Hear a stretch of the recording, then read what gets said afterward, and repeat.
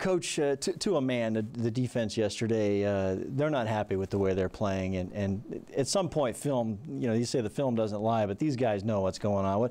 What are they talking about as a defensive group, and how are they trying to fix things?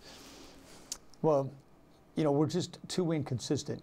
We're playing in streaks. We actually started off fairly well on defense yesterday. Went in there, got them off the field. It was our offense who put our defense in a horrible position on that turnover where they got the ball at the 7-yard line. But then our defense went through a long stretch there where we just didn't tackle very well, and we did have some lack of effort plays. Came out the second half, our defense started off very fast, 2 3-and-outs and a 4th down stop. Got us back in the ball game, but then on all phases of the game, we couldn't finish.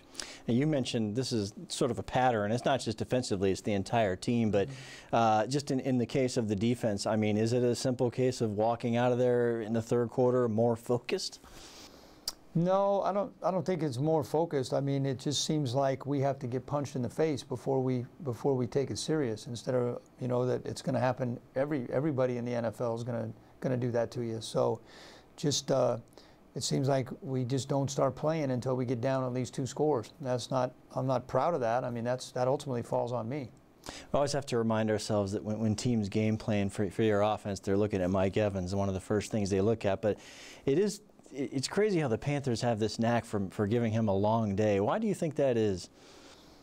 Well, I've been around Mike. This is my 4th season with Mike, and I think Mike is one of the top receivers in the NFL and terrific all-around player. But Mike had a tough day yesterday, maybe the toughest day that I've seen him have in 4 years. I think Mike has usually done okay against the matchup that he had yesterday, but for whatever reason, we couldn't get him off the mark. And we had a lot of stuff for him, but their game plan was to come in and press him hard at the line of scrimmage, and Mike's usually able to use his length and physicality and defeat that. But yesterday we couldn't get it done. Did they take away the deep ball, or was it just not clicking yesterday? Both. They part of their game plan was to take it away, but we also the one that fits through the deep corner route to Deshaun, that's the same play we scored on in New Orleans, and it was just barely out of his reach. We threw that other deep one to Deshaun late that fits under through it a little bit, and the guy came back and intercepted it. But all you had to do is look at Coach Rivera's comments during the week. He said their game plan was to take away the deep ball, and that's probably a good way to play us right now. You mentioned after the game, Adam Humphries, a guy who has to wait his turn and really make the most of his chances.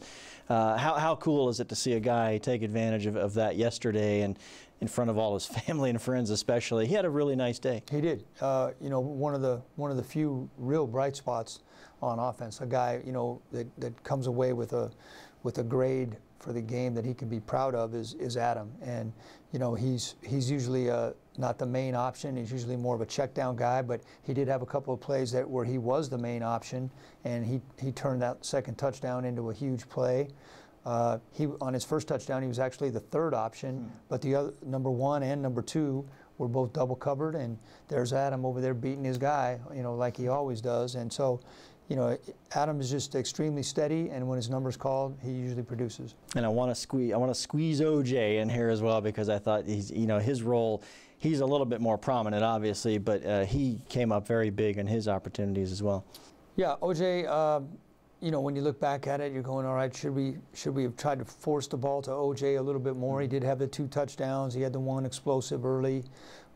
We did go to him a couple times in the second half where they had a little bit tighter coverage, but OJ's going to continue to improve. The sky's the limit with his talent.